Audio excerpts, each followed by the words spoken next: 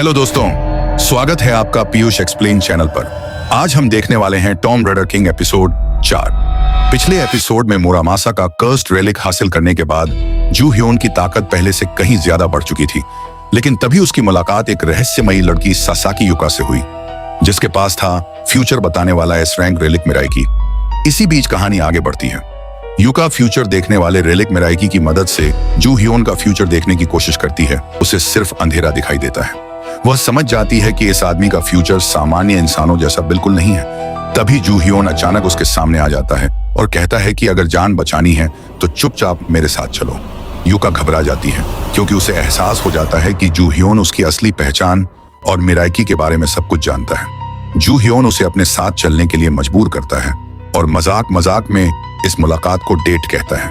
वह युका से कहता है कि अपने हाथ पर बने टैटू को छूकर मिराइकी को बुलाओ। युका ऐसा करती है और अगले ही पल फ्यूचर बताने वाला रेलिक उनके सामने प्रकट हो जाता है। जू ह्योन उससे लगातार फ्यूचर की प्रेडिक्शंस लिखने को कहता है, लेकिन मिराइकी एक एस रैंक रेलिक होने की वजह से इतनी पावर इस्तेमाल करने पर युका के शरीर पर भारी असर पड़ने लगता है। उसका हाथ सुन्न होने लगता है और वह दर्द से तड़प उठती है। आखिरकार वह रोते हुए कहती है कि अगर तुम्हें मिराइकी चाहिए तो मैं दे देती हूँ, बस मुझे छोड़ दो। लेकिन जू ह्योन साफ मना कर देता है क्योंकि उसका असली मकसद रेलिक चुराना नहीं बल्कि उसका सही इस्तेमाल करना है। इसके बाद जू ह्योन अपनी तलवार निकाल लेता है और सीधे हमला कर देता है। यह देखकर सासाकी बुरी तरह घबरा जाती है क्योंकि उसे लगता है कि जू ह्योन उस पर वार करने वाला है। लेकिन अगले ही पल पता चलता है कि उसका निशाना सासाकी नहीं बल्कि उसका फ्यूचर रेलिक था। तभी जापानी सरकार के सैनिक दोनों को घेर लेते हैं। उनका कमांडर जू ह्योन को गिरफ्तार करने का आदेश देता है और कहता है कि अब तुम्हारा खेल खत्म हो गया। लेकिन जू ह्योन मुस्कुराते हुए अपने नए रेलिक मुरामासा की पावर का इस्तेमाल करता है। वह एक विशाल शिकारी जैसी ताकत को बुलाकर सैनिकों पर हमला कर देता है। पूरा इलाका अफरा तफरी में बदल जाता है। सैनिक समझ ही नहीं पाते कि आखिर उनके सामने हुआ क्या है। इसी अफरा तफरी का फायदा उठाकर जू ह्योन वहां से गायब हो जाता है। तभी उसके सामने एक बेहद खतरनाक फ्यूचर प्रेडिक्शंस आती है। उसमें बताया जाता है कि पूरी दुनिया जल्द ही एक भयानक अंधकार में डूबने वाली है। जनवरी महीने में धरती के नीचे मौजूद ट्री ऑफ डिजायर फल देगा और वहीं से दुनिया को तबाह करने वाली सबसे बड़ी आपदा की शुरुआत होगी। इसके बाद एक ऐसा देवता प्रकट होगा जो इंसानों की हर इच्छा को जानता होगा। इस फ्यूचर प्रेडिक्शंस का संबंध सीधे लास वेगास की अंडरग्राउंड एक्शन से था, जहां दुनिया के सबसे ताकतवर रिलिक्स की नीलामी होने वाली थी। जू ह्योन तुरंत समझ जाता है कि इस नीलामी में उसका पुराना दुश्मन भी मौजूद होगा। फ्यूचर प्रेडिक्शंस में 3 लोगों के नाम के शुरुआती अक्षर जे के बताए गए थे और उनमें से एक था ओगावारा ताइसेई। जू ह्योन को यकीन था कि अगर वह वहां पहुंचा तो उसे कई गॉड क्लास रिलिक्स भी मिल सकते हैं। लेकिन समस्या ये थी कि उस ऑक्शन में हिस्सा लेने के लिए कम से कम 100 मिलियन येन चाहिए थे और उसके पास एक भी पैसा नहीं था। तभी वह मुस्कुराकर कहता है, ये लास वेगास है, यहाँ पैसे कमाना सबसे आसान काम है। उधर जापानी सरकार को रिपोर्ट मिलती है कि फ्यूचर बताने वाला एस क्लास रिलिक मिराइकी नष्ट हो चुका है और वहां मौजूद सभी सैनिक भी मारे गए हैं। अधिकारी समझ जाते हैं कि यह सब एक ही इंसान का काम है, लेकिन उसे मारने की बजाय वे फैसला करते हैं कि इतना ताकतवर आदमी अगर उनके साथ आ जाए तो ज्यादा फायदेमंद रहेगा। दूसरी तरफ जू ह्योन सीधे कैसिनो पहुंचता है और लगातार हर गेम जीतने लगता है। उसकी हर चाल सही साबित होती है और देखते ही देखते वह जैकपॉट पर जैकपॉट जीत लेता है। सिक्योरिटी वालों को शक हो जाता है, लेकिन जू ह्योन बड़ी चालाकी से अपनी गोल्डन एक्स के आकार वाली की चेन दिखाकर उन्हें बेवकूफ बना देता है। असल में वह उसी गोल्डन एक्स की पावर से आसपास मौजूद कीमती रिलिक्स की मौजूदगी महसूस कर रहा था। तभी अचानक उसकी नजर अपने पुराने दुश्मन ताकुया ईटो पर पड़ती है। उसे देखते ही जू ह्योन के चेहरे पर मुस्कान आ जाती है और वह मन ही मन कहता है, इस बार मैं तुम्हें बर्बाद करके ही रहूंगा। तभी उसकी गोल्डन एक्स एक और ताकत महसूस करती है और सिल्वर एक्स उसे चेतावनी देती है कि कोई दुश्मन उसके खजाने पर नजर गड़ाए हुए है। अगले ही पल पूरे कैसिनो में अफरा तफरी मच जाती है। लोगों के शेयर अचानक गिरने लगते हैं, मोबाइल फोन खराब हो जाते हैं, पैसों का नुकसान होने लगता है और हर तरफ बदकिस्मती फैल जाती है। जू ह्योन तुरंत समझ जाता है कि यह किसी आम इंसान का काम नहीं है। उसके सामने आती है आयरन होल्टन परिवार की बड़ी बेटी, जिसे फ्यूचर में queen of war and king Hasan के नाम से जाना जाएगा। उसके पास एक ऐसा गॉड क्लास रिलिक था जो अपने आसपास मौजूद हर इंसान के लिए बदकिस्मती लेकर आता था। जो भी उसके करीब जाता उसका पैसा डूब जाता, बिजनेस खत्म हो जाता, बीमारियां घेर लेती और पूरी जिंदगी बर्बाद हो जाती। जू ह्योन तुरंत समझ जाता है कि इस लड़की से टकराना आसान नहीं होगा।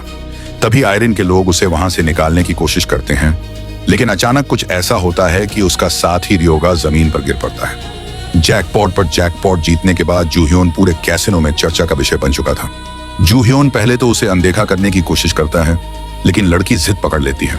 तभी जूह्योन को एहसास होता है कि यह कोई और नहीं, आयरन होल्टन है, वही लड़की जिसके पास दुनिया की सबसे खतरनाक बदकिस्मती वाली पावर है। लेकिन हैरानी की बात यह थी कि उसके पास आने के बावजूद जूह्योन के साथ कुछ भी बुरा नहीं हुआ। वह सोचने लगता है कि कहीं मुरामासा की जांच के बाद मिली सिल्वर ऑर्ब की पावर तो सक्रिय नहीं हो गई। शायद उसी ताकत ने आयरन की बदकिस्मती वाली पावर को बेअसर कर दिया था। तभी जूह्योन के दिमाग में एक शानदार योजना आती है। वह सोचता है कि अगर आयरन हमेशा उसके साथ रहेगी तो ऑक्शन में मौजूद बाकी सभी ओपोनेंट लगातार बदकिस्मती का शिकार होते रहेंगे और उसका रास्ता अपने आप साफ हो जाएगा। इसलिए वह आयरन को अपने साथ रहने देता है। उधर आयरन भी उससे सौदा करना चाहती थी। जूह्योन बताता है कि उसे अभी तुरंत एक खास ऑक्शन में पहुंचना है। कुछ ही देर बाद दोनों लास वेगास की मशहूर 74वीं अंडरग्राउंड रिलिक ऑक्शन में पहुंच जाते हैं। जैसे ही वहां मौजूद लोगों को पता चलता है कि आयरन होल्टन अंदर आ चुकी है, डर के मारे लगभग 2/3 लोग तुरंत ऑक्शन हॉल छोड़कर भाग जाते हैं, क्योंकि हर कोई उसकी बदकिस्मती वाली पावर से वाकिफ था। उसी समय खबर आती है कि बेंटो रिपब्लिक की एक बड़ी फैक्ट्री में अचानक आग लग गई है। जूह्योन समझ जाता है कि यह भी आयरन की अभिशप्त पावर का ही असर है, लेकिन कुछ लोग फिर भी ऑक्शन हॉल से नहीं जाते। जूह्योन तुरंत समझ जाता है कि वे किसी बेहद कीमती और पावरफुल रिलिक के लिए अपनी जान तक जोखिम में डालने को तैयार हैं। तभी एक बेहद दुर्लभ 100 साल पुरानी रूसी वाइन की बोली लगाई जाती है, लेकिन जूह्योन को उसमें कोई दिलचस्पी नहीं होती। वह जानता था कि असली खजाना अभी ऑक्शन के दूसरे हिस्से में सामने आएगा। दूसरी तरफ वह लगातार आयरन को गौर से देख रहा था।